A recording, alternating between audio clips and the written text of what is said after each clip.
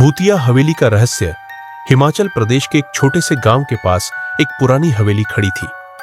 यह हवेली एक समय में समृद्ध और आलीशान हुआ करती थी, लेकिन अब वह खंडहर में बदल चुकी थी। गांव वालों के अनुसार इस हवेली में कुछ रहस्यमय घटनाएं घटती थी और इसलिए लोग उस स्थान से दूर रहने लगे थे। हवेली का नाम भूतिया हवेली पड़ा था और कोई भी उसके पास जाने की हिम्मत नहीं करता था।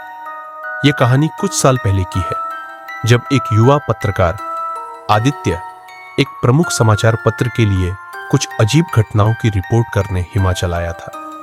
उसे इस हवेली के बारे में पता चला और वह इसे अपनी स्टोरी के लिए एक अच्छा विषय समझने लगा। आदित्य को यह जानने की इच्छा थी कि क्या इस हवेली में सचमुच कुछ अलौकिक घटनाएं होती है या यह सिर्फ गांव वालों की कल्पना का परिणाम है। आदित्य ने अपने कैमरे और नोटबुक के साथ गांव में कई लोगों से हवेली के बारे में जानकारी इकट्ठा की। एक बुजुर्ग महिला ने उसे बताया, यह हवेली कई दशकों पहले एक समृद्ध व्यापारी की थी। वह बहुत अच्छे दिल का आदमी था, लेकिन एक रात उसकी हत्या कर दी गई थी। कहा जाता है कि उसकी आत्मा आज भी हवेली में बसी हुई है।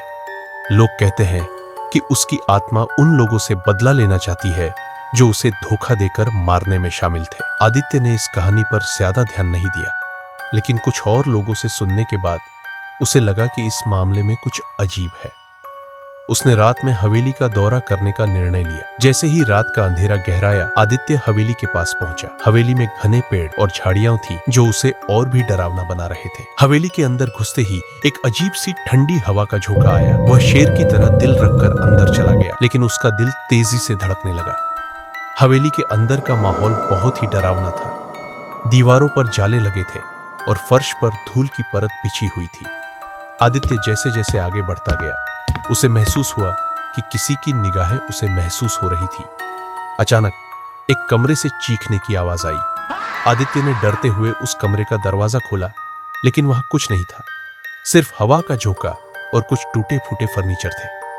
उसे यकीन हुआ कि वह किसी अदृश्य शक्ति के संपर्क में है। वह आगे बढ़ता गया और एक बड़े हॉल में पहुंचा। हॉल के एक कोने में एक पुरानी तस्वीर लटक रही थी। तस्वीर में एक आदमी खड़ा था और उसके चेहरे पर एक अजीब सी मुस्कान थी। आदित्य ने ध्यान से देखा और महसूस किया कि यह वही व्यापारी था जिसकी कहानी उसे सुनाई गई थी। अचानक उस तस्वीर से एक धीमी सी आवाज आई, मैंने तुम्हें मरने के लिए नहीं कहा था, तुम खुद आए हो। आदित्य के रोंगटे खड़े हो गए। वह तेजी से बाहर निकलने की कोशिश करने लगा, लेकिन जैसे ही वह दरवाजे तक पहुंचा, दरवाजा अपने आप बंद हो गया।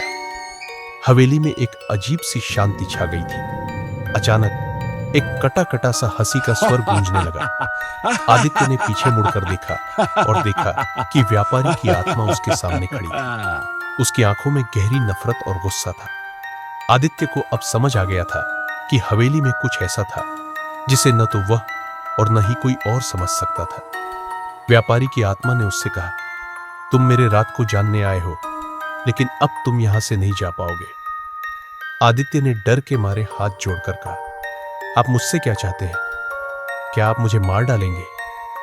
आत्मा ने धीरे से मुस्कुराते हुए कहा, नहीं, मैं तुम्हें नहीं मारूंगा। तुम यहां से जाओ, लेकिन तुम जो कुछ भी देखोगे वो किसी को नहीं बताओ। अगर तुमने यह राज किसी से साझा किया तो तुम भी मेरी तरह यहां फंस जाओगे। आदित्य ने डरते हुए वादा किया और हवेली से बाहर निकल आया। जैसे ही वह बाहर आया, दरवाजा अपने आप खुल गया और हवेली का माहौल फिर से शांत हो गया। आदित्य गांव वापस लौट आया और उसने किसी को भी अपनी कहानी नहीं सुनाई, लेकिन आज भी वह उस रात को भूल नहीं पाया। यह भूतिया हवेली आज भी अपनी जगह खड़ी है और आदित्य की कहानी के बाद किसी ने भी वहां जाने की हिम्मत नहीं की। हवेली का रहस्य अभी भी बरकरार है और कोई नहीं जानता कि वहां सचमुच क्या हुआ था। क्या यह केवल एक भूतिया कहानी थी या फिर कोई और रहस्य था जो समय के साथ दब गया था? यह सवाल आज भी अनसुलझा है।